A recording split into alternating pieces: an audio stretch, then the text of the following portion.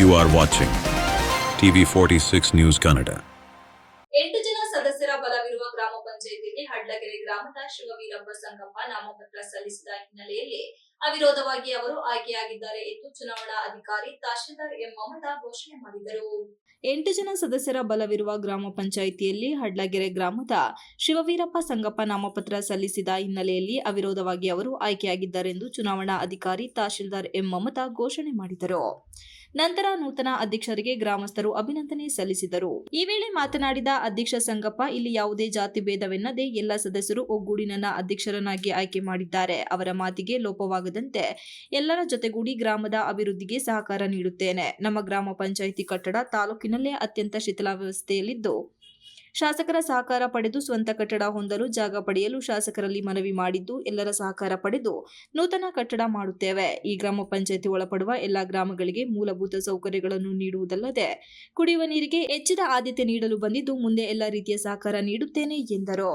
ಮಾಜಿ ಗ್ರಾಮ ಪಂಚಾಯಿತಿ ಅಧ್ಯಕ್ಷ ಶೇಷಯ್ಯ ಮಾತನಾಡಿ, ನಮ್ಮ ಗ್ರಾಮ ಪಂಚಾಯಿತಿ ಹಿರಿಯ ಸದಸ್ಯರಾಗಿ ಈಗ ಅಧ್ಯಕ್ಷರಾಗಿರುವ ಸಂಗಪ್ಪಣ್ಣ ಅವರಿಗೆ ಸಹಕಾರ ನೀಡುತ್ತೇವೆ. ಎಲ್ಲರ ಜೊತೆ ಉತ್ತಮ ಒಡನಾಟ ಇಟ್ಟುಕೊಂಡಿರುವ ಇವರಿಗೆ ನೂತನ ಗ್ರಾಮ ಪಂಚಾಯಿತಿ ಕಟ್ಟಡ ನಿರ್ಮಾಣ ಮಾಡಲು ಸಹಕಾರ ನೀಡುತ್ತೇವೆ. ಕಟ್ಟಡ ವಾಜ್ಯ ನ್ಯಾಯಾಲಯದಲ್ಲಿ ಇರುವುದರಿಂದ ಅತಿ ಶೀಘ್ರದಲ್ಲಿ ನ್ಯಾಯಾಲಯದ ತೀರ್ಪನ್ನು ನಮ್ಮ ಪರವಾಗಿ ಬಂದ ತಕ್ಷಣ ಕಟ್ಟಡ ನಿರ್ಮಾಣಕ್ಕೆ ಚಾಲನೆ ನೀಡಲಾಗುವುದು ಎಂದರು. ನಮಗೆ ಸಪೋರ್ಟ್ ಮಾಡಿ ಒಂದು ಜಾಗನ ಗುರುತಿಸಿಕೊಟ್ಟರೆ ನಾವು ಮುಂದಿನ ದಿನಗಳಲ್ಲಿ ಕಟ್ಟಡವನ್ನು ಕಟ್ತೀವಿ ಅಂತ ಹೇಳ್ತಾ, ಇನ್ನು ನಮಗೆ ಅವಧಿ ಇನ್ನೊಂದು 6 ತಿಂಗಳಿದೆ. 6 ತಿಂಗಳಲ್ಲಿ ಸಂಬಂಧಪಟ್ಟ ಅಧಿಕಾರಿಗಳು ಇದು ಗಮನ ಹರಿಸಿ ಈ ಕಟ್ಟಡ ಪೂರ ಬಿದ್ದೋಗ ಸ್ಥಿತಿಯಲ್ಲಿದೆ. ಹಾಗಾಗಿ ಪಕ್ಕದ ಶಾಲೆಯಲ್ಲಿ ನಾವು ಕಾರ್ಯಚಟುವಟಿಕೆಗಳನ್ನು ನಡೆಸ್ತಾ ಇದ್ದೀವಿ. ಹಾಗಾಗಿ ಇವತ್ತು ನಮ್ಮ ಶಿವವೀರ ಸಂಗಪ್ಪನವರು ಅಧ್ಯಕ್ಷತೆ ವಹಿಸ್ಕೊಂಡಿದ್ದಾರೆ. ಇವರು ಅಧ್ಯಕ್ಷತೆಯಲ್ಲಾದರೂ ನಮ್ಮ ಕಟ್ಟಡ ಆಗಲಿ ಅಂತ ಹೇಳ್ತಾ ನಾನು ಮಾತಾಡೋಕ್ಕೆಲ್ಲ ಏನು ಅಂದರೆ, ಸಮಾಜದ ಪರವಾಗಿ ಕೆಲಸ ಮಾಡೋಕ್ಕೆ ಬಂದಿರೋರಿಗೆ ಸಮಾಜ ಏನು ಅಂದರೆ ನಾವೆಲ್ಲ ಒಂದೇ ತಾಯಿಯ ಮಕ್ಕಳಂಗೆ ಕೆಲಸ ಮಾಡ್ಕೊಂಡು ಈ ಒಂದು ಪಂಚಾಯತಿನ ಅಭಿವೃದ್ಧಿ ಮಾಡಿ ಅಭಿವೃದ್ಧಿ ಪಥದಲ್ಲಿ ಕರ್ಕೊಂಡು ಹೋಗ್ಬೇಕು ಅಂತಕ್ಕಂಥ ನಮ್ಮ ಭಾವನೆ ಇದೆ. ಅದಕ್ಕೆ ತಾವೆಲ್ಲರೂ ಕೂಡ ಸಹಕಾರ ಕೊಡ್ತೀರಿ ಅಂತ ಹೇಳಿ ನನಗೆ ಮಾತಾಡಲಿಕ್ಕೆ ಅವಕಾಶ ಕೊಟ್ಟು ತಮ್ಮೆಲ್ಲರಿಗೂ ಮನಸ್ಸಿನ ಇಡೀ ಕೋಗಿಲಮನೆ ಗ್ರಾಮ ಪಂಚಾಯತಿ ಒಳಗಡೆ ನಾನು ಅಧ್ಯಕ್ಷನಾಗಿ ಬರಬೇಕು ಅಂತಿಲ್ಲ. ನಮ್ಮೆಲ್ಲರೂ ಸಹಕಾರ ನಾವೆಲ್ಲರೂ ಅಣ್ಣ ನಾವೆಲ್ಲ ಒಟ್ಟಿಗೆ ಇರೋಣ, ನಾವೆಲ್ಲ ಕೆಲಸ ಮಾಡ್ಕೋಣ ಅಂದರು. ಆಯಿತು, ನಮ್ಮೆಲ್ಲರೂ ಕೂಡ ನಮಗೆ ಸಹಕಾರ ಕೊಟ್ಟಿದ್ದಾರೆ ನಮ್ಮ ಮೆಂಬರ್ಗಳು. ಹಾಗೆ ನಾವೆಲ್ಲರೂ ಕೂಡ ಒಂದು ರೀತಿಯಲ್ಲಿ ಹೋರಾಟ ಮಾಡ್ಕೊಂಡ್ಬಂದವರು. ನಾವು ಕ್ಷೇತ್ರಕ್ಕೆ ಹೋಗಿ ಅಲ್ಲಿಯ ಕ್ಷೇತ್ರದ ಅಭಿವೃದ್ಧಿ ಕೆಲಸಗಳನ್ನು ಮಾಡ್ಕೊಂಡ್ಬಂದ್ವಿ.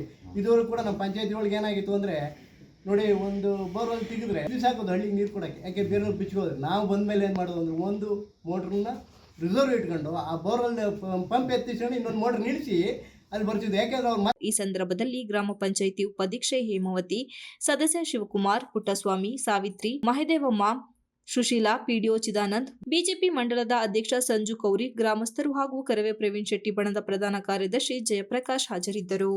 Ganesh, TV46 news Kannada, Belur.